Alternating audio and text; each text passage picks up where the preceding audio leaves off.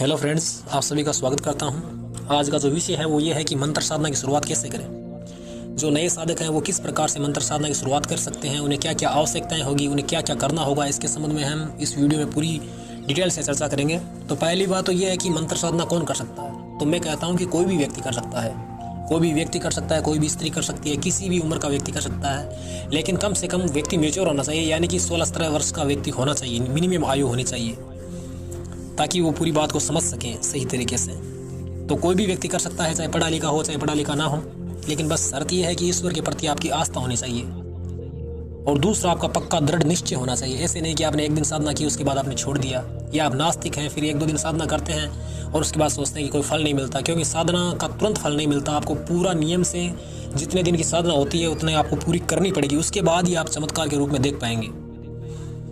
तो मैं आपको बहुत ही सरल तरीके से साधना बताऊंगा और प्रभावी साधनाएं बताऊंगा, ताकि आपके जीवन में आपको साधना का प्रभाव देखने को मिले और आपकी रुचि धर्म और रहस्यों की तरफ बढ़े और आप अपने जीवन में रहस्यों को जानें। यही मेरी इच्छा है। तो अब हम बात करते हैं कि हमें क्या क्या चाहिए साधना में। साधना में आवश्यक चीज़ें क्या क्या है और हमें क्या क्या चाहिए। तो सबसे पहली जो चीज़ है, नंबर 1, माला चाहिए। तो विभिन्न प्रकार के मंत्र हैं, विभिन्न प्रकार की साधनाएं हैं, उनमें अलग अलग प्रकार की मालाएं होती है, अलग अलग प्रकार के मनकों की माला होती है। कोई माला 108 मनकों की होती है, कोई 54 की होती है, कोई 27 की होती है। तो हम किस प्रकार की माला लें, यह सबसे बड़ा प्रश्न है। तो मैंने कहा मैं आपको सरल तरीके से बताऊंगा और एक यूनिक बेस बताऊंगा, ताकि आप एक सामान्य व्यक्ति भी इस साधना को कर सके किसी भी साधना को। तो माला आप 108 मनकों की ले लीजिए और रुद्राक्ष की माला प्रत्येक साधना में हम कर सकते हैं। किसी भी प्रकार की साधना हम रुद्राक्ष की माला से कर सकते हैं। तो आपके पास रुद्राक्ष की एक माला होनी चाहिए। आप चाहें तो ऑनलाइन मंगवा सकते हैं या किसी भी वेबसाइट से मंगवा सकते हैं। 250 से 500, 1000 जितने भी आप प्राइस की लेंगे उसके हिसाब से आपको माला मिल जाएगी। तो पहली बात तो ये है कि आपके पास माला होनी चाहिए। दूसरी बात, आपके पास आसन होना चाहिए। विभिन्न प्रकार की साधनाओं में विभिन्न प्रकार के आसन चाहिए होते हैं, लेकिन आप कौन सा आसन जो आप उपलब्ध कर सकते हैं आज के समय में, क्योंकि पुराने समय में कोई मृग छाल का, कोई सिंह की छाल का ऐसा आसन रखते थे। तो आसन का मुख्य विज्ञान इतना ही है कि जब हम साधना करते हैं तो हमारे अंदर जो ऊर्जा पैदा होती है उसका ऊर्ध्वगमन हो, यानी कि वो ऊर्जा धरती में ना जाए, वो ऊर्जा हमारे अंदर रहे, अपने शरीर को, आत्मा को, मन को हीलिंग करे, हमारे अंदर से विकारों को मिटाए और हमारे अंदर शक्ति का आविर्भाव हो। तो उसके लिए हम एक कंबल का आसन ठीक रहेगा। हम कंबल का आसन ले सकते हैं, क्योंकि कंबल का गर्म भी होता है आसन और सही रहता है ऊर्जा के लिए। तो कंबल का आप एक टुकड़ा ले लीजिए, बराबर आप जितने पर बैठ सके उतना आप टुकड़ा काट कर रख लीजिए, चारों तरफ सिलाई कर लीजिए और इतनी कोशिश करिए कि इसको सिर्फ उसी वक्त काम में ले जब आप साधना करते हैं। और आपका ये जो सामान है आप अलग अपने बैग में रखें या अलग जगह रखें। ये एकदम सिक्योर रखें, आप किसी को दिखाए नहीं, क्योंकि जितनी गुप्त साधना होती है, जितनी गुप्त चीज़ें होती है, उतना जल्दी प्रभाव होता है, जल्दी कार्य होता है। तीसरी चीज़ हमें चाहिए धूप। तो धूप भी बहुत प्रकार के आते हैं, बहुत प्रकार की साधनाओं में अलग अलग प्रयोग किए जाते हैं, लेकिन एक ऐसा धूप जो हम सभी साधनाओं में काम में ले सकें, वो धूप है लोबान का धूप। और वैसे आजकल बाजार में बहुत सारे धूप हैं जो काफ़ी वक्त तक चलते हैं, जैसे घंटे भर के लिए, 2 घंटे के लिए चलने वाले आते हैं। तो आप एक सुगंधित धूप ले सकते हैं, कोई दिक्कत नहीं है। लेकिन लोबान का धूप आप यदि आप करेंगे तो बहुत अच्छा रहेगा। चौथा, दीपक चाहिए आपको। दीपक यदि आप घी का कर सकते हैं तो बहुत अच्छी बात है, लेकिन आप तेल का भी कर लें, कोई दिक्कत नहीं। लेकिन इतना ध्यान रखें कि बड़ा दीपक होना चाहिए, ताकि आप 1 माला, 2 माला, 4 माला या 10 माला, 11 माला, जितनी भी माला आप जाप करते हैं तो उस वक्त आपका दीपक लगातार जलता रहे। इतना आप ध्यान रखें। एक आप पात्र ले लें जिसमें आप पानी डालकर रख सकें। साधना के वक्त में पानी रखना ज़रूरी होता है। तो आप एक लोटा ले लीजिए। यदि पित्तल का हो तो सबसे अच्छा है, ना हो तो कोई दिक्कत नहीं, लेकिन इतना ध्यान रखिए कि ये थोड़ा अलग रखें। आप रोज़मर्रा के कार्यों में काम में ना लें इसे।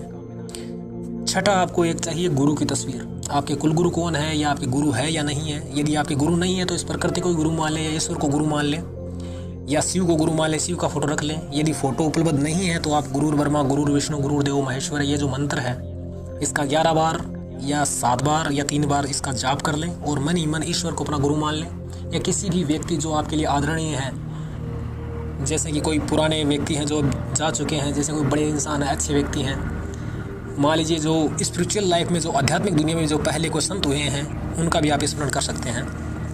7वीं चीज़ चाहिए आपके इष्ट देव की तस्वीर, यानी कि आप आज तक आपने किसकी तपस्या की, आप किसके आप भक्त हैं, जैसे कि हनुमान जी है, काली माता है, या किस इष्ट देव को आप मानते हैं, उनकी आपको एक तस्वीर चाहिए। और यदि आप किसी को नहीं मानते हैं या किसी और देवता को मानते हैं तो कोई दिक्कत नहीं, मंत्र का भी एक देवता होता है। मंत्र का एक देवता होता है कि जैसे कि ये इस देवता का मंत्र है, ये उस देवता का मंत्र है, तो उसके अनुसार आप जिस देवता का मंत्र है उस देवता का फोटो रख लें। और एक आपको चाहिए 8 नंबर बाजोट और कपड़ा। बाजोट रख लें, उस पर लाल कपड़ा रखें। लाल कपड़ा हमेशा प्रत्येक साधना में ठीक रहता है, तो लाल कपड़ा उस पर बिछा लें और उस पर गुरु की तस्वीर रख लें, इष्ट देव की तस्वीर रख लें। गुरु की नहीं है तो कोई बात नहीं, लेकिन इष्ट देव की तस्वीर तो आपको रखना जरूरी है, या मंत्र का जो देवता है उसकी जो तस्वीर है वो रखना जरूरी है। 9वीं चीज़ आपको चाहिए वो है मंत्र। तो मंत्र में आने वाली वीडियो में आपको बताऊंगा,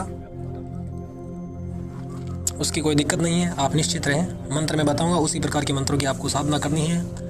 और आपको मैं गारंटी के साथ बताता हूँ कि आपको अच्छे मंत्र बताऊंगा और प्रभावशाली मंत्र बताऊंगा, ताकि आप जीवन में वास्तव में आप चमत्कारों को देख सकें, अपने जीवन को बहुत शानदार बना सकें। और अंतिम बात, नंबर 10 का जो पॉइंट है वो है साहस। निश्चिंत रहे, मेरा विश्वास करें, आपको कोई दिक्कत नहीं होगी। कई बार साधुओं को ये भ्रम होता है कि हमारे साथ कुछ गलत ना हो जाए, कहीं कोई बुरी शक्ति हमारा कुछ बुरा ना कर दें, या हम मंत्र जाप कर रहे हैं तो हमको बहुत तांत्रिकों ओझाओं द्वारा ऐसा भी सुनने में आता है कि कुछ गलत हो गया, डराया जाता है कि वो व्यक्ति पागल हो जाता है मंत्र जाप करने से, या कोई व्यक्ति मर भी जाता है। तो ये सब झूठ है, ऐसा कुछ भी नहीं होने वाला है। आप निश्चिंत रूप से सारे डरों को बाहर निकाल फेंकिए और पूरे साहस के साथ, पूरे आत्मविश्वास के साथ मैं जो बताता हूँ वैसे वैसे साधना करें। वाकई में आपको जीवन में बहुत अच्छी चीज़ें होंगी और जीवन में बहुत सारे आपको लाभ मिलेंगे और अच्छे अच्छे कार्य आप कर पाएंगे। तो आप निश्चिंत रहें और अपने डर को बाहर निकाल दें और मेरा विश्वास करें। तो आज की वीडियो में मैं आपको इतना ही बताना चाहूँगा, और यदि कुछ छूट गया तो मैं अगले वीडियो में आपको पूरी डिटेल से और बताऊँगा। तो अगले वीडियो में हम और बात करेंगे इसी के संबंध में। तो आज के लिए इतना ही। आपने इतने प्रेम से सुना, इसके लिए आपका बहुत बहुत धन्यवाद, शुक्रिया।